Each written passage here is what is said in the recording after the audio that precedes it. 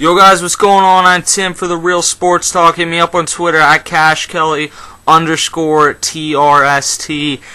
We've been giving you Real Sports Talk this week. We had Adam ranking the NFL Network on basically all four parts of those interviews up now. Talking about Peyton Manning, saying it's bound to get everything really. Go check those out at youtube.com/MrKelstar. We're going to be giving you NCAA March Madness coverage tonight. You're going to want to check that out. Stay tuned. We're going to have Nate, who did college football with us. He's going to help us with that. And we're also going to be having a guest host make some March Madness predictions. So, without a doubt, and I mean this week's NFL free agency, Peyton Manning's going to pick a team.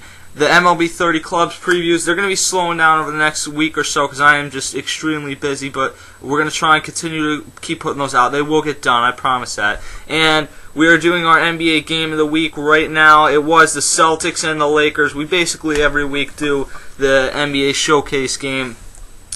And the Lakers come away with another really nice win at home. They're in 20 games at home, they're 18-2. On the road, it's been a completely different story because they're 6-14 on the road, and that's really been the problem for them this year. If they could play on the road the way that they do at home, well, then they might not be having all these questions about trading Pau Gasol and all these distractions. The problem is, in an away game, the Lakers aren't getting the calls that they're getting at home. And I'm sorry, I'm not trying to hate on the Lakers or anything, but the reffing today was absolutely atrocious. And I don't know how many more times and it's not on Kobe Bryant. I'm not saying that this is on Kobe Bryant. But that one play he had in the third quarter where he had no intention of shooting the shot. It was just a three-point thing that he threw up. He leaned into Ray Allen.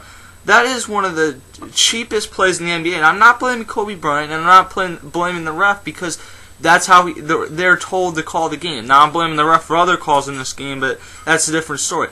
They're told to call the game that way. I'm blaming David Stern for rigging the rules to the point where you can't come within 5 feet of someone on the perimeter or you get called for a foul. It's stupid. I can't stand watching that part of the game. And, I mean, early on I couldn't stand watching this game because both these teams look very slow. The Lakers picked it up. The Celtics picked it up. So, ultimately, it became a much better game in the second half, the third quarter especially, even though the reffing in the third quarter was really where the game turned on. But, regardless of that, let me go over some of the big stats in this game. Then I want to give you my thoughts about what the Lakers should do with the trade deadline, what the Celtics should do with the trade deadline, Kobe Bryant as a closer, and a couple other things.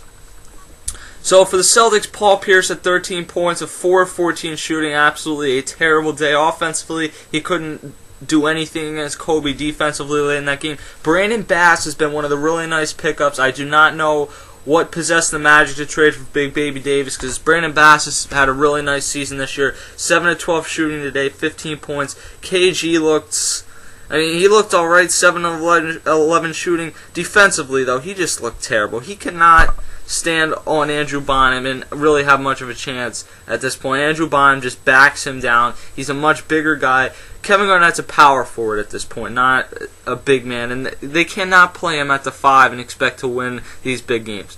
Ray Allen, 6 of 14, only 3 of 8 from three-point shooting. He did not look good in this game. And then Rajon Rondo, who had the huge game last weekend when myself and KJ did the Heat we did the Heat and the Lakers, but we also did the Knicks and Celtics. Rajon Rondo went 10 of 18 shooting today with 24 points. He had another nice game. Assist-wise, he had 10 points, and rebounding, he was a little off on rebound today. You can only count for 5 or 6 from him. He only had 2 tonight.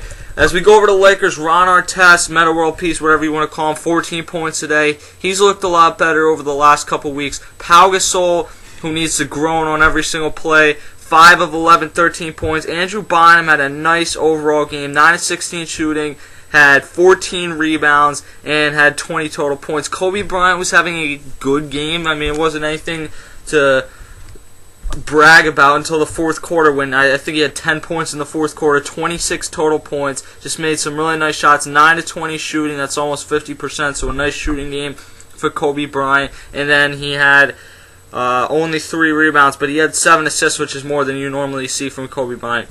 Derek Fisher in this game had 9 points. So overall, and they did not, as usual, get much of a contribution off their bench. Neither of these teams have exactly deep benches this season, and that's kind of hurt them. And Lamar Odom not being there for the Lakers has really hurt them because last year you had a sixth guy that came off that bench and he ended up winning Sixth Man of the Year. That was really a key piece to that team, and well, unfortunately they pissed him off trying to get Chris Paul, and David Stern didn't allow it to go down.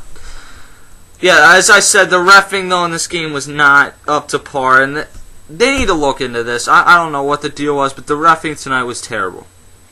And the Lakers do need to be able to have this kind of performance on the road. As far as Dwight Howard, if this even would come up, let's say if the trade deadline, I think it's at 4 o'clock, at 3 o'clock, the Magic call them and say, look, we know that there's about a 50-50 chance we can keep Dwight Howard. That's what Otis Smith came out and said today. And I think that the chances of keeping Dwight Howard have gone up. But do you want to risk keeping Dwight Howard and just having him walk and getting nothing? Or do you want to go out and trade for a guy like Andrew Bynum, who has clearly become an elite center in the NBA, one of the top 2 or 3 in the game right now? Do you want to go out and get him and know that you're going to have someone? And I understand that Dwight Howard, if you keep him, he could be the number 1 guy on a championship team. And I don't know why people question that. Dwight Howard, in my opinion, is the 2nd or 3rd best player in the game right now. But Andrew Bynum would be a nice consolation prize, and it would be like insurance, because I really just do not see Dwight Howard staying in Orlando. I'm sorry, because I think that he wants to go to a huge city. I think he wants to go to New York, straight up. If he could go to Chicago, I think he'd do that, or LA. I think he wants to go to one of those 3 cities, either Brooklyn, NYC, which isn't going to happen because they have Amari, Chicago, one of those places. If you're the Lakers, though, at this point, I think that Andrew Bynum might fit what Kobe Bryant wants to do more, because Dwight Howard's going to command more ball time. Andrew Bynum is okay with being that number 2 guy, which I did not think. I thought after the playoffs last year, Andrew Bynum wanted to be that number 1 guy. But we heard Kobe Bryant say that he not only wanted Dwight Howard to be the number 2 guy, no, he wanted him to be the number 3 guy if he came there, because he wants Pau Gasol, who he has really had his back this season, to be that number 2 guy. So ultimately, I don't know if acquiring Dwight Howard would be the right move for the Lakers. It pissed Kobe Bryant off more, which is not necessarily something they want to do because they've already done it quite a bit. So I think overall, you might be best served just keeping Andrew Bynum and seeing what happens. Celtics looked very old on defense today, and it really showed in that 4th quarter. You got Andrew Bynum just backing down Kevin Garnett. You have Paul Pierce just getting completely owned by Kobe Bryant. And you can tell, you know, at a certain point in that game, when Kobe gets the ball at the 3-point line, you know either he's shooting or he's going to drive and push off and take one of those shots. You know he's going to do it. You know that there's no way he's passing the ball, and that he is going to probably make that shot if you allow him to get a good look off, because he is one of the more clutch shooters in the game. But there, you can tell, and I'm giving props to my Sixers. By the way, Evan Turner lighting it up. Big props to him. Because when I see them play the Lakers, I see a young team that plays strong defense led by Andre Iguodala, who offensively doesn't bring much, but defensively is a monster.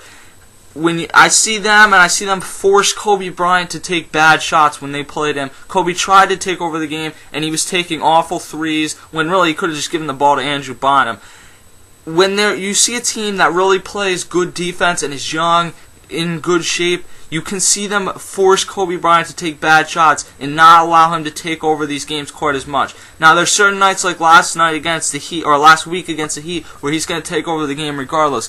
But if the Celtics were playing better defense, which Paul Pierce certainly isn't known for, then you could have seen maybe probably the Celtics win this game, and ultimately you did not see that. And what the Celtics need to do at the deadline, I really don't know, because I heard something about Ray Allen for Tyler Hansborough. I mean, like I said, Ray Allen to me doesn't have enough value to get something back in return for what he's worth, and I think Ray Allen could still play for a few more years. I think Paul Pierce is absolutely done, and I think that Kevin Garnett's not too far away from that either. While he's had some good games since he's been moved to the 5 position, I think we saw it tonight. He's not elite. The big 3 is basically done, and they do need to start rebuilding around Rajon Rondo. Keep Ray Allen there, but they need to go get another big man. Maybe that's a spot for Dwight Howard. I don't know. Stay tuned as the Lakers beat the Celtics 97-94. Stay tuned for March Madness coverage, MLB coverage, NFL coverage,